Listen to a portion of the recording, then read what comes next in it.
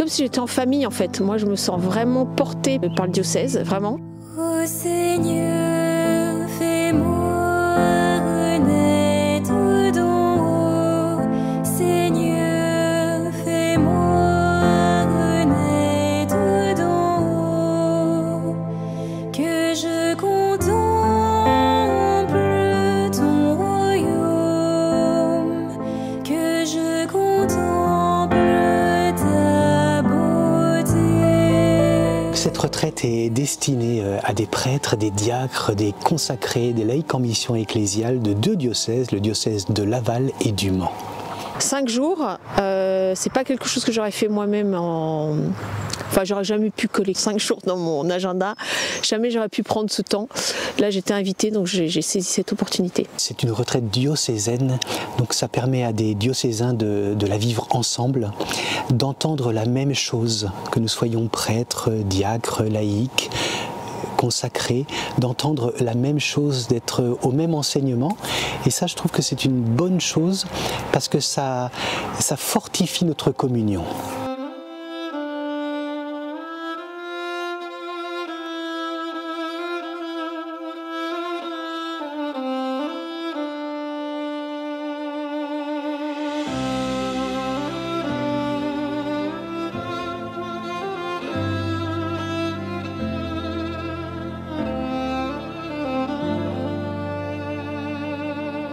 Dieu, c'est toi qui m'as formé, m'as tissé dans le ventre de ma mère. Rien n'était caché pour toi quand je fus façonné dans le secret. Je te rends grâce pour tant de prodiges, toi qui m'entoures de tes bras d'amour. Merveilleux que je suis, merveilleux que tes œuvres.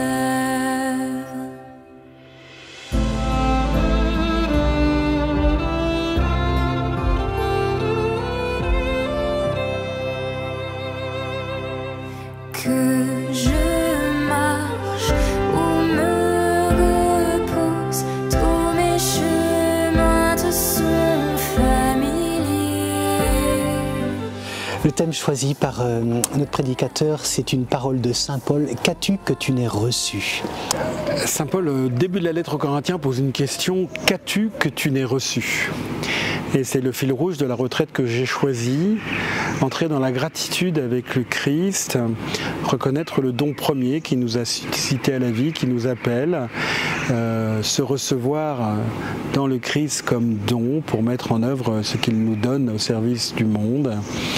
Et puis, quand le don est abîmé, laisser le Christ le réparer, le sauver. À travers cette parole, il nous redit combien nous sommes à la fois des cadeaux les uns pour les autres, combien tout nous est donné, et que si tout nous est donné, eh bien notre attitude spirituelle, ça doit être la gratitude en permanence.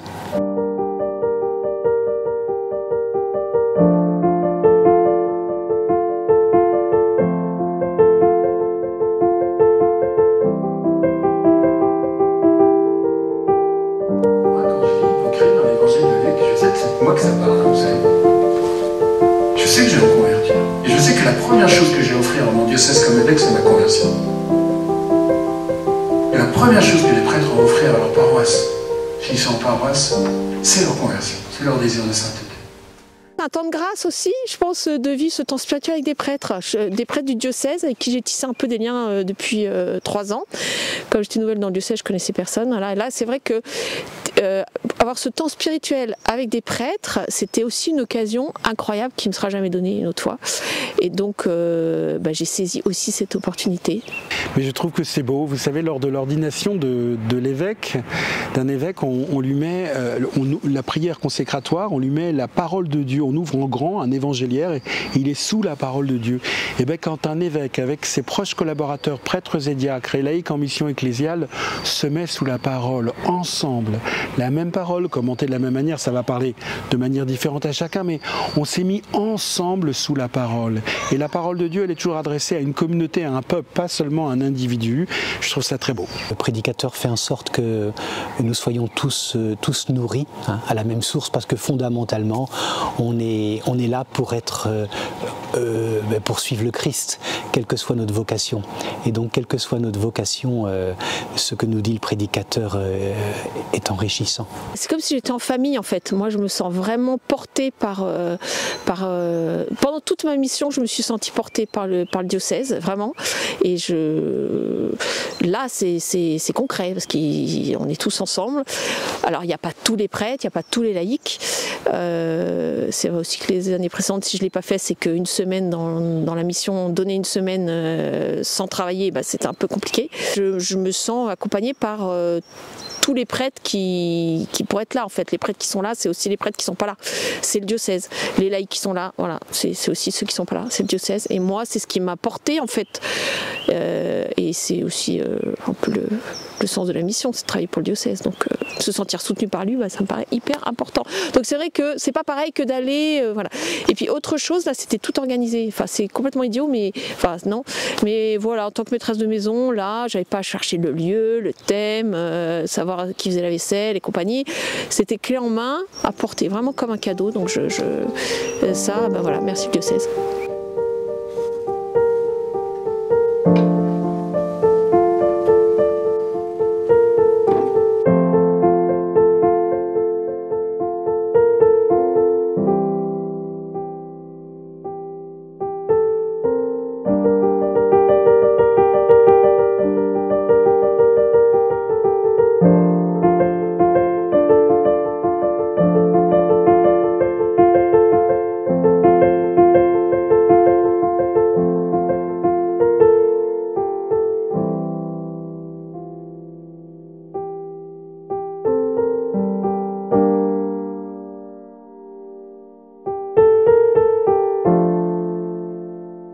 Ça fait 3 fois que je reçois cette invitation, tous les ans, parce que je suis donc engagée depuis 3 ans. Cette fois-ci, pourquoi j'ai dit oui? Pour plusieurs raisons. D'abord parce que j'arrive au terme de ma mission, puisque la mission c'était 3 ans et j'arrive au terme de la mission. Ça m'a semblé opportun de m'arrêter.